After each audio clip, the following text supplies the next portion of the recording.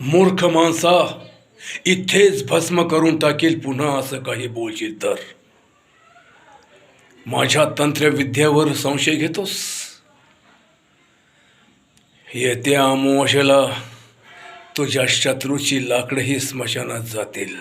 पण पुन्हा माझ्या विद्येवर संशय घेतलास तर याद राख. अरे 14 वर्ष स्मशानात राहून तपश्चर्या केली मी. संपूर्ण पंचक्रोशीत माझ्यासारखा तांत्रिक कुणीही नाही.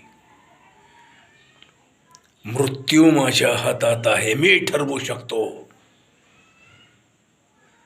आणि पुन्हा माझ्या तंत्रशक्तीवर तू संशय घेतलास तर तुझीही लाकडं स्मशानात जातील. जाऊन सांग तुझ्या त्या श्रीपादला, तो जे काही करतोय ते चुकीचं करतोय. नंतर पश्चाताप होईल. नंतर येईल माझ्या पाया पडत.